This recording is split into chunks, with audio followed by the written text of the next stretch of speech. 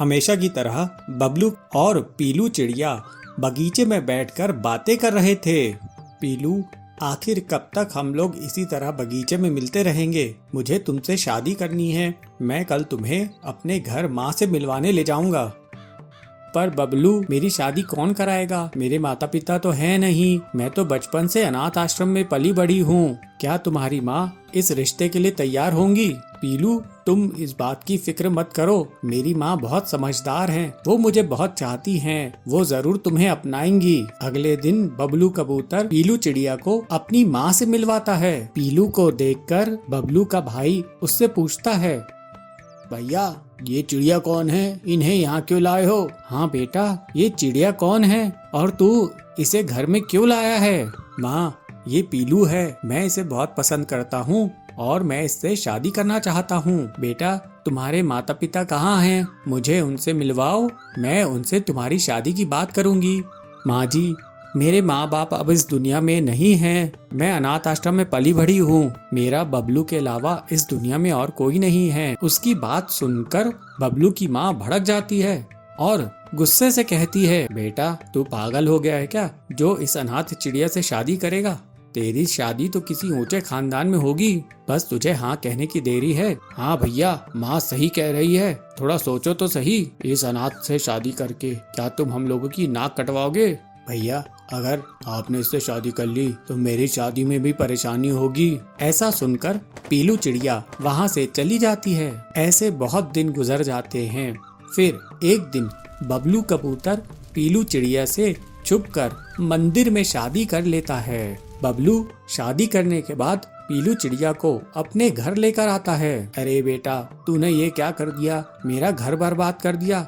तुझे ये अनाथ ही मिली थी शादी करने के लिए? तभी बबलू का भाई वहाँ आता है और अपनी माँ को कमरे में लेके जाता है। माँ, अब रोने धोने का क्या फायदा? भैया ने तो शादी कर ही ली है। अब हमें इस मनहूस चिड़िया को घर से बाहर निकालने का कोई उपाय सोचना होगा। मेरी मानो तो तुम पहले इस पीलू चिड़िया से अच्छा बर्ताव करना शुरू कर दो, फिर मौका देखकर इसे ठिकाने लगा देंगे। हाँ बेटा, तू सही कह रहा है। हमें ऐसा ही कुछ करना होगा। बबलू की माँ पीलू से बहुत अच्छा बर्ताव करने लगती है। वो एक बार पीलू को अपने पास बुलाती है। पीलू, मैंने तुझे अपनी बहू की तरह स्वीकार कर लिया है। मुझे तू माफ कर दे।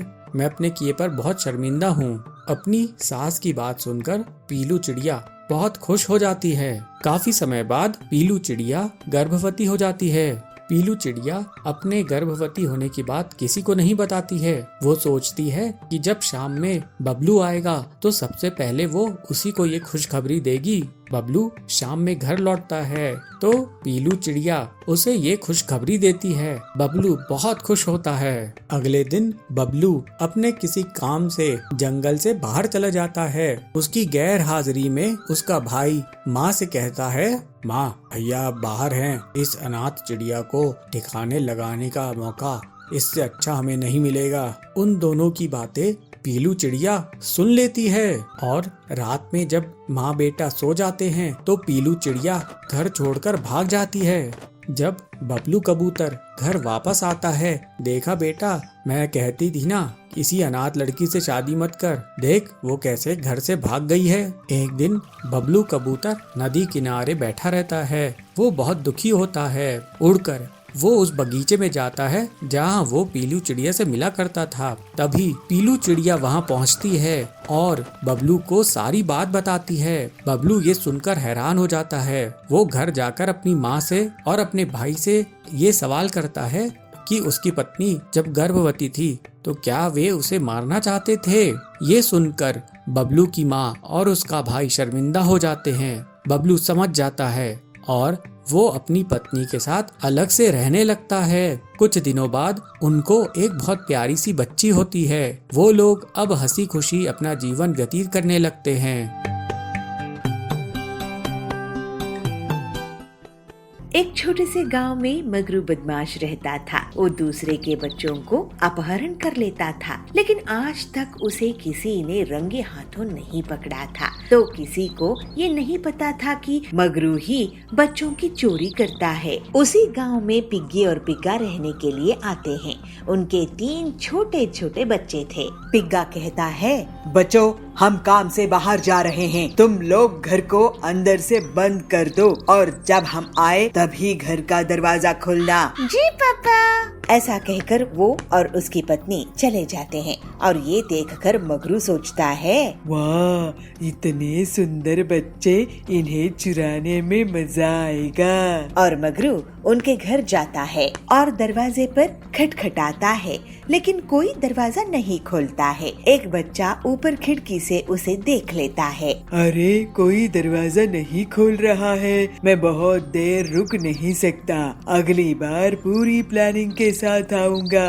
और वो वहाँ से चला जाता है। जब पिग्गा और पिग्गी वापस आते हैं तो पापा, मगरमच्छ अंकल दरवाजा खटखटा रहे थे, हमने दरवाजा नहीं खोला। लेकिन कम से कम ये पूछ लेना कि आप कौन हैं, इससे पता चल जाएगा कि वो किस काम से आए थे। और अगले दिन भी दोनों पति पत्नी अपने बच्चों को घर में छोड़कर उनसे घर को अंदर से बंद करने के लिए कहकर चले गए। दूर से मगरू ये देख रहा था और थोड़ी ही देर में वो उनके घर जाता है। बच्चों, दरवाजा खोलो, मैं दूध वाला हूँ, मैं दूध बेचता हूँ। लेकिन मम्मी पापा नहीं है, आप शाम में आना। मुझे तुम्हारे मम्मी पापा ने ही भेजा है तुम्हें दूध देने के लिए, दरवाजा खोलो। लेकिन बच्चे समझ नहीं पाते हैं कि क्या करें। सॉरी अंकल, हम दरवाजा नहीं खोल सकते, मम्मी पापा सिखाए हैं कि किसी भी अनजान व्यक्ति से कुछ खाने की चीज नहीं लेनी चाहिए। उनकी बात सुनकर मगरू बहुत गुस्सा करता है, लेकिन दूर से पिग्गी और पिग्गा आते दिखते हैं तो वो तुरंत वहाँ से भाग जाता है। फिर बच्चे पूरी बात अपने मम्मी पापा को बताते हैं। लगता है वो बच्चा चोर ही है, अब से हमें सावधान रहना होगा। इधर मगरू बहुत गुस्से में रहता है, उसे अब सावधान रहना होगा। मैं तो बच्चों को चुरा कर ही रहूंगा, चाहे जो हो जाए। और अगले दिन मगरू पिग्गी और पिग्गा के जाने के बाद उनके घर जाता है और गुस्से में दरवाजा तोड़ देता है और वो तीनों बच्चों को उठाकर भागने लगता है। लेकिन उसे नहीं पता था कि थोड़ी ही दूर में पिग्गी और पिग्गा उसका इंस्पेक्टर सींगा गेंडे के साथ इंतजार कर रहे थे। वो रहा बच्चा चोर मगरू, अब इसकी खैर नहीं। और सींगा तुरंत मगरू के सामने आ जाता है और उसके कांस्टेबल्स उसको घेर लेते हैं। बच्चों को छोड़ दो मगरू, तुम रंगे हाथों बच्चा चोरी करते पकड़े गए हो। अरे ये क्या, ऐसा कैसे हो सकता है? हम कल रात में इंस्पेक्टर सिंगा जी से मिलकर तुम्हें रंगे हाथों पकड़ने का प्लान बनाया था। और फिर मगरू से सिंघा बच्चों को छीन लेता है और मगरू की पिटाई हो जाती है और उसको पकड़कर जेल में डाल दिया जाता है। जब कोई गलत काम करता है और दूसरों को नुकसान पहुंचाता है तो एक न एक दिन उसे अपने बुरे कामों का बुरा परिणाम भुगतना ही होता है। एक गांव के जंगल में पिंटू गेंडा रहता था। उसे अपने नाक की सींग पर बहुत घमंड था। जब भी वो अपनी नाक की सींग देखता उसे बहुत अच्छा लगता था, लेकिन पिंटू को अपनी मोटी खाल पर दुख होता था। वाह, क्या नाक की सींग मेरी, ऐसी बड़ी बड़ी सींग के लिए तो बहुत सारे गेंडे तरसते हैं। मेरी जैसी सींग तो अच्छे अच्छे अमीर गेंडों के पास नहीं होती है, लेकिन मेरी खाल इतनी मोटी क्यों बना दी समझ नहीं आता। काश मेरी खाल पतली होती तो ये सींग और भी खूबसूरत लगती। एक दिन उस गांव के जंगल में शेर घुस आता है और वो वहाँ के जानवरों के ऊपर हमला करके उन्हें नुकसान पहुँचाने लगता है, जिससे सभी जानवर शेरा से बहुत डर जाते हैं। अरे ये शेरा कहाँ से आ गया है? वो तो बहुत ही खूंखार और खतरनाक है। कल मुझ पर हमला करके मुझे घायल कर दिया और मेरा सारा पैसा लूट लिया। ऐसे ताकतवर जानवर से तो मेरा कभी सामना नहीं हुआ। अगर ऐसा वो तुमको हरा सकता है भल्लू भाई, तो मुझ जैसे छोटे जानवरों को तो ये गांव छोड़कर ही जाना पड़ेगा। ये सब पिंटू सुन रहा था। तब छोटू की नजर उस पर पड़ती है। पिंटू भाई, उस मुसीबत से तो तुम ही बचा सकते हो। मैं क्या कर सकता हूँ छोटू, बताओ मुझे। तुम्हारी खाल इतनी मोटी है कि वो तुम पर अगर हमला भी करेगा तो उसके हमले का तुम पर कोई असर ही नहीं पड़ेगा। फिर हम सब उसको मिलकर पकड़ लेंगे। ये तुम क्या कह रहे हो छोटू? तू क्या मेरी मोटी खाल का मजाक उड़ा रहे हो? नहीं पिंटू, छोटू तुम्हारा मजाक नहीं उड़ा रहा है, वो सही कह रहा है। तुम्हारी मदद से हम उस शेरा को पकड़ लेंगे। और फिर सभी जानवरों की बात सुनकर पिंटू उनके साथ शेरा को पकड़ने के लिए तैयार हो जाता है। और फिर पिंटू अकेला गांव के सुनसान इलाके में घूमता रहता है। उसी समय शेरा आ जाता है। वाह, आज तो मोटी खाल वाला आया है, इसको हराने में मजा आएगा। शेरा को देखकर पिंटू डर जाता है। शेरा उसको पकड़ने के लिए भागता है और तुरंत ही झपटा मारता है। शेरा के तेज धार वाले नाखून उसकी मोटी खाल से टकराते हैं, लेकिन नुकसान नहीं पहुंचा पाते हैं। अरे ये क्या, इस पर तो मेरे हमले का कोई असर नहीं हो रहा है। शेरा बहुत गुस्से में आ जाता है, लेकिन वो पिंटू का कुछ बिगाड़ नहीं पाता। तभी पिंटू एक तरफ भागता है और शेरा पर मोटा सा जाल आकर गिरता है और शेरा पकड़ा जाता है। वहाँ के जानवर तुरंत पेड़ों और झाड़ियों के पीछे से आते हैं और शेरा की पिटाई कर देते हैं। शेरा भाग खड़ा होता है। अब मैं इस गांव की तरफ मुंह मोड़कर भी नहीं देखूंगा। वाह पिंटू भैया, तुम्हारे कारण गांव का भला हो गया। मुझे नहीं पता था कि मैं जिस खाल को देख दुखी होता था वो मुझे इज्जत दिलाएगी। इस तरह से पिंटू गेंडे को ये समझ आ जाता है कि जो चीज काम की नहीं होती है वो सुंदर तो दिख सकती है, लेकिन उस पर घमंड नहीं करना चाहिए। अपनी खूबी किस बात से है ये पहचानना चाहिए। एक शहर में चिंटू बंदर और मगरू मगरमच्छ रहते थे। चिंटू लोगों को मुसीबतों से बचाने में हमेशा आगे रहता था, लेकिन मगरू घमंडी था और किसी के साथ दोस्ती नहीं करता था। मगरू को पानी में तैरना बहुत अच्छा लगता था, लेकिन चिंटू पानी से बहुत डरता था। वो लोगों को तैरना सिखाता था, लेकिन उसके घमंडी बर्ताव के कारण कोई भी उसे पसंद नहीं करता था। एक बार चिंटू स्विमिंग पूल जाता है। तुम यहाँ क्यों आए हो? जानते नहीं बंदर अच्छे तैराक नहीं होते हैं। मुझे अपना पानी का डर खत्म करना है, इसलिए मैं तैरना चाहता हूँ। ठीक है, कूदो पानी में। जब चिंटू पानी में कूदता है तो वो छटपटाने लगता है। उसे तैरना नहीं आता है। बचाओ बचाओ मुझे। क्यों? मैंने कहा था ना, बंदर लोग तैरना नहीं सीख सकते हैं। फिर थोड़ी देर बाद मगरू उसके पास टायर ट्यूब फेंकता है। बहुत मुश्किल से चिंटू की जान बचती है। चिंटू बहुत शर्मिंदा होता है। तुम्हें ऐसा बर्ताव नहीं करना चाहिए था मगरू। हमारी सुरक्षा तुम्हारी जिम्मेदारी है। लेकिन मगरू अपने घमंड में उसकी बात नहीं सुनता है, वहाँ से चला जाता है। कुछ दिनों बाद मगरू शहर में घूमने निकलता है। आज थोड़ा काम खत्म कर लूं, फिर स्विमिंग पूल में जाकर नहाऊंगा।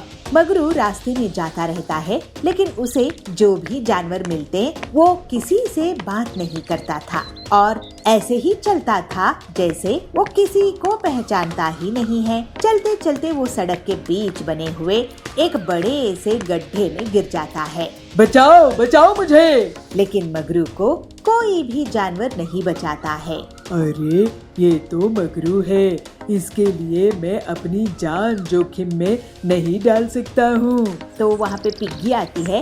मैं तो इतने गहरे गड्ढे में नहीं जा सकता हूँ, लेकिन अगर जा भी सकता तो इस मगरू के लिए नहीं जाता, क्योंकि ये बहुत घमंडी है। मैं फायर ब्रिगेड को फोन कर देता हूँ, उनको सीढ़ी की मदद से ये बाहर आ जाएगा। तब तक मगरू तुम इंतजार करो। तभी वहाँ चिंटू आ जाता है। अरे आप सब ऐसे क्यों रुके हुए हैं? मगरू गड्ढे में गिर गया है तो उसकी मदद तो करनी चाहिए ना। लेकिन चिंटू, इसने मेरी स्विमिंग के दौरान बहुत बेइज्जती किया है। हमेशा अपने घमंड में ही रहता है। ये इतनी बड़ी मुसीबत में है, आप लोग ऐसे मत सोचिए। अब मैं ही इसकी मदद करता हूँ। लेकिन इसने तुम्हें भी तो स्विमिंग पूल में खतरे में डाल दिया था ना, क्या तुम भूल गए? हाँ, नहीं भूला, लेकिन अगर इसकी जान खतरे में है तो मुझे इसकी मदद करनी ही पड़ेगी। और चिंटू गड्ढे में उतरकर मगरू को हाथ देता है, जिससे मगरू को गड्ढे से बाहर आने में मदद मिलती है। तुम्हारा बहुत शुक्रिया चिंटू, मैं बहुत शर्मिंदा हूँ। मुझे तुम माफ कर दो और मैं आप सभी से अपनी घमंडी बर्ताव के कारण माफी मांगता हूँ। और फिर मगरू चिंटू के इतने अच्छे बर्ताव के कारण सुधर जाता है। दोनों दोस्त बन जाते हैं। अब मगरू शहर में चिंटू के साथ घूमता था और धीरे धीरे उसमें बदलाव आने लगता है और वो बाकी के जानवरों के साथ भी मिलजुल कर रहने लगता है।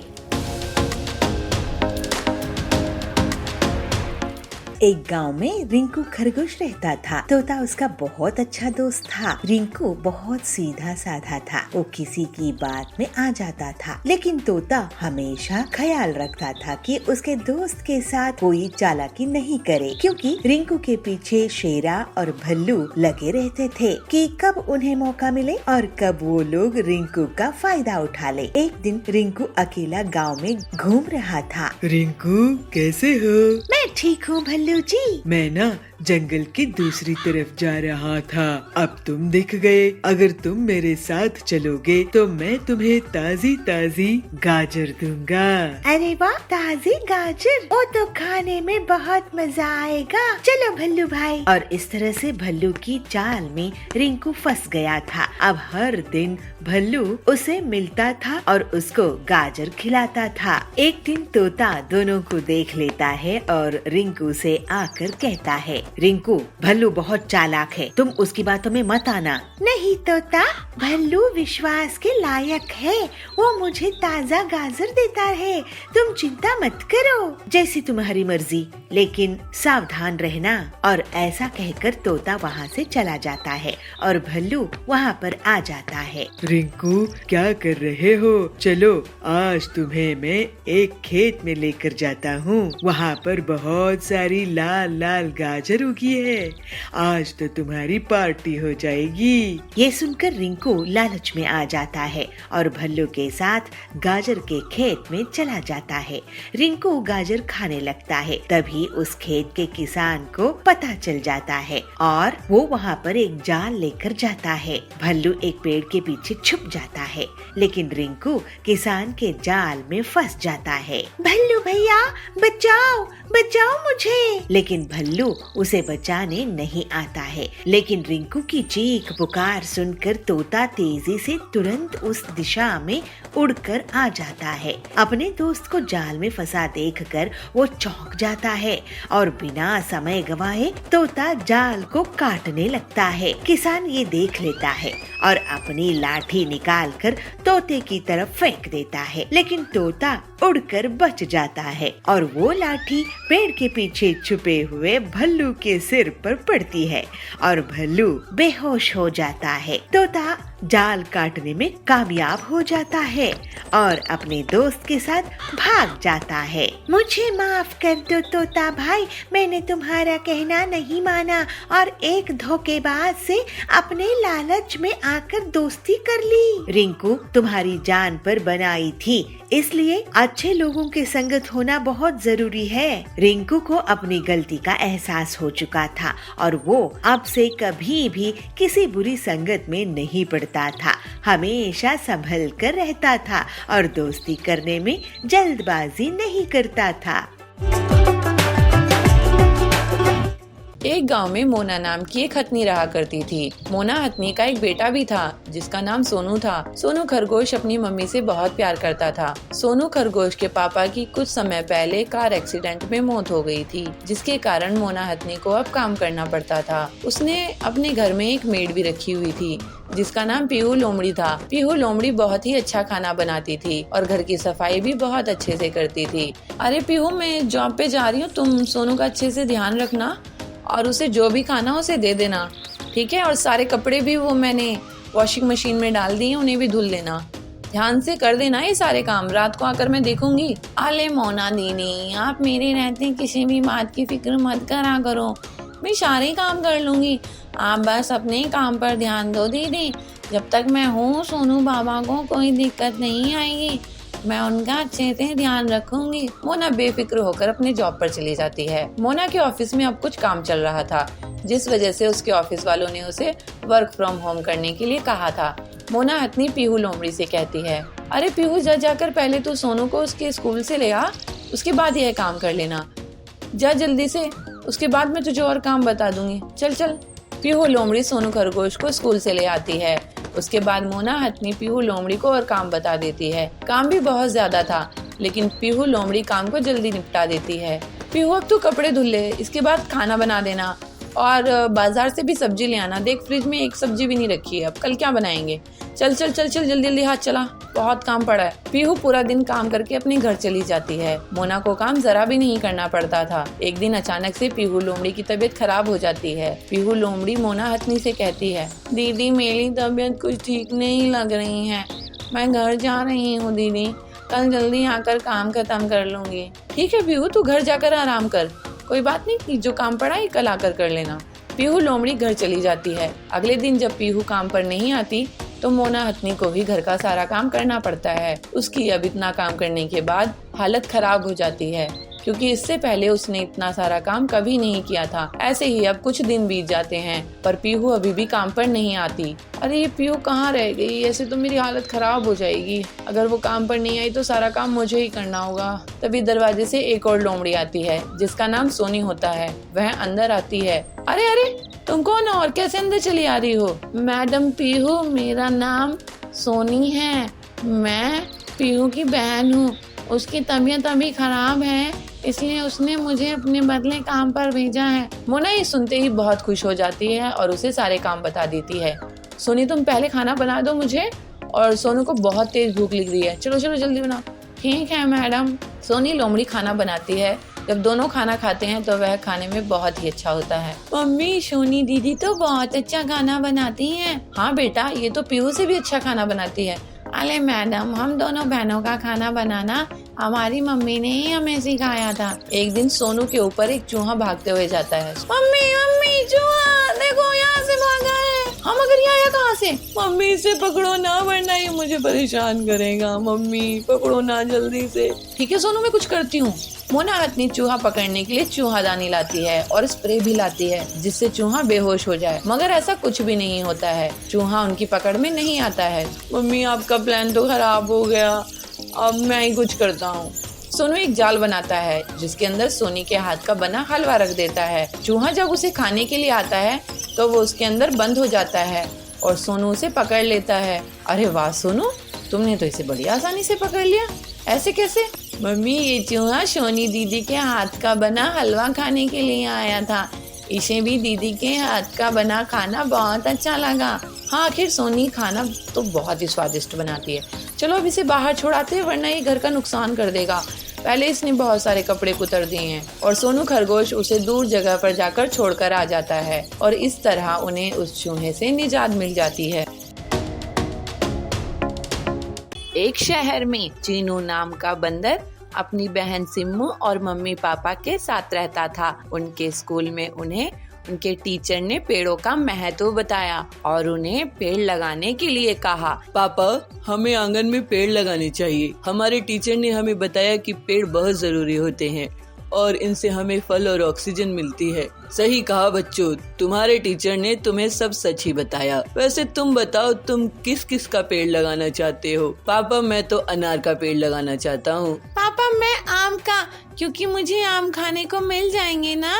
ठीक है, कल हम सभी आंगन में पेड़ लगाएंगे। अगले दिन पापा मम्मी बच्चों के साथ मिलकर पेड़ लगाते हैं। सिम्मू और चीनू सबसे पहले मिट्टी खोदते हैं और उसमें एक एक करके पेड़ बो देते हैं और फिर उसके ऊपर पानी भी डाल देते हैं। पेड़ों को पानी देने के बाद सिम्मू और चीनू घर आ जाते हैं और अपनी पढ़ाई करने लगते हैं। ऐसे ही रात हो जाती है। भाई, कल सुबह तक मेरा पेड़ बड़ा हो जाएगा ना? पता नहीं सिम्मू। तभी उनकी मम्मी उनके पास आती है। बच्चों, ये पेड़ इतनी जल्दी नहीं बढ़ते, इन्हें बढ़ने में टाइम लगता है। और चलो, अब बहुत रात हो गई है, तुम भी सो जाओ। बच्चे सो जाते हैं, पर सिम्मू अपने आमों के बारे में सोच रही थी। तभी वो देखती है कि उसका आम का पेड़ तो बहुत बड़ा हो गया है और उस पर तो बड़े बड़े आम भी आने लगे हैं। ये देख सिम्मू बहुत खुश हो जाती है। तभी पेड़ कहता है, सिम्मू, तुम बहुत अच्छी लड़की हो और तुमने मेरा बहुत ख्याल रखा है, इसलिए तुम मेरे आम खा सकती हो। जितना खाना चाहो उतना खा सकती हो। सच में? सिम्मू जैसे ही एक आम तोड़ने लगती है तो वो देखती है कि बहुत सारे पक्षी उस पेड़ पर आकर बैठ गए हैं और उस पेड़ के आमों को खाए जा रहे हैं और खाते खाते सारे आम खा जाते हैं। सिम्मू, सारे आम तो ये पक्षी खा गए, मुझे माफ कर दो। मैं तुम्हें अब एक भी आम नहीं दे सकता। लेकिन मैंने तो पेड़ लगाया था ना, तुम्हें जीवन दान दिया था और मुझे ही तुम आम खाने से मना कर रहे हो। ये सही बात नहीं है पेड़। सिम्मू रोने लगती है। तभी उसकी मम्मी उसको नींद से जगाती है। अरे सिम्मू, तुम रो क्यों रही हो? क्या हुआ मेरी बच्ची? मम्मी, मैंने देखा मेरे आम का पेड़ बोल रहा है और मुझसे बात कर रहा है और उस पर आम भी आ गए हैं। लेकिन मम्मी, पक्षी मेरे पेड़ के सारे आम खा गए और मेरे लिए एक आम तक नहीं छोड़ा। ये गलत बात है ना मम्मी? लेकिन बेटी, तुम्हारे पेड़ पर तो कोई आम नहीं आए और ना ही किसी ने तुम्हारे आम खाए हैं। और बेटी, पेड़ कभी बात नहीं करते। चलो आओ, जल्दी से तैयार हो जाओ। सिम्मू खिड़की के बाहर झांकती है तो देखती है कि उसका पेड़ तो छोटा ही है। इसका मतलब उसने जो कुछ भी देखा था वो सब सपना था। लेकिन सिम्मू अपने पेड़ का बहुत ख्याल रखती है और उसके पास बैठकर उससे बातें भी करती है।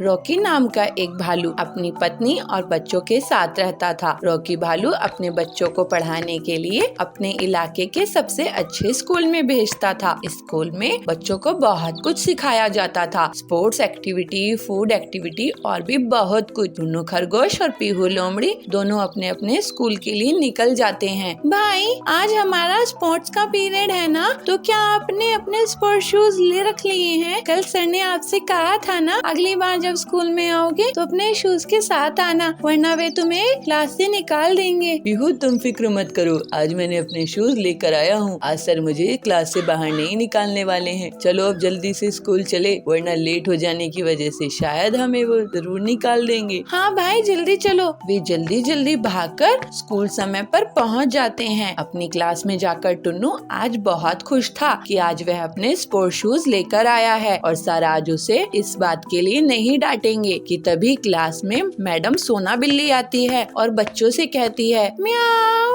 बच्चों, आज तुम्हारे स्पोर्ट्स टीचर किसी काम से बाहर गए हैं, इसलिए आज वे तुम्हारी क्लास नहीं ले पाएंगे। मैं आज तुम्हारी क्लास लूंगी और आज मैं तुम्हें फूड की क्लास दूंगी। फूड की क्लास? मगर मैम, इसमें आप क्या सिखाओगे हमें? आज बच्चों, मैं तुम्हें कुछ बनाना सिखाऊंगी जो आपके बहुत काम आएगा। अगर आपकी मम्मी किसी काम से बाहर गई हो तो आप खुद बनाकर उसे खा सकते हो और आप सभी को वे बहुत टेस्टी लगेगा। मगर मैडम, आप हमें क्या सिखाओगे? मैं आप सभी को सैंडविच बनाना सिखाऊंगी। सैंडविच बनाना बहुत आसान होता है। सैंडविच बनाना फिर तो मजा आ जाएगा, क्योंकि मुझे बहुत पसंद है। तो बच्चों, अब जल्दी से शुरू करते हैं। बच्चों, सबसे पहले हमें जो सामान चाहिए होगा वो है ब्रेड, प्याज, टमाटर, शिमला मिर्च, पत्ता गोभी और चटपटा मसाला। और हाँ, नमक तुम अपने स्वाद अनुसार डाल सकते हो। और हाँ बच्चों, टोमेटो सॉस भी, क्योंकि उसके बिना तो मजा आएगा ही नहीं। मगर मैडम, आपने चीज के बारे में तो बोला ही नहीं। बिना चीज के सैंडविच में क्या मजा आएगा? नहीं टुन्नू, ये एक हेल्दी सैंडविच है, इसलिए हम इसमें कुछ भी ऐसा सामान नहीं डालेंगे जिससे हमारी हेल्थ पर बुरा असर पड़े। चलो अब मैं तुम्हें बनाना सिखाती हूँ। जी मैम। सबसे पहले आपको ब्रेड लेना है, उस पर टमाटर, प्याज, शिमला मिर्च, उसके बाद पत्ता गोभी, उसके बाद ही मसाला और थोड़ी सी नमक, और फिर इसे ब्रेड से ऊपर से बंद कर दो और फिर इस पर टोमेटो सॉस लगाकर आप इसे से खा सकते हो। सभी बच्चे मैडम की रेसिपी अपनी अपनी कॉपी में लिख लेते हैं। सभी बच्चे अच्छे से समझ गए होंगे ना? अब आप अपने घर जाकर अपने मम्मी पापा को ही ये बनाकर खिला सकते हो। लेकिन बच्चों, ये बनाते वक्त अपना ध्यान रखना, किचन में कोई भी ऐसा वैसा सामान नहीं उठाना, ठीक है? थोड़ी देर में स्कूल की छुट्टी हो जाती है और सभी अपने अपने घर चले जाते हैं। टुन्नू और पीहू भी अपने घर आ जाते हैं। बच्चों,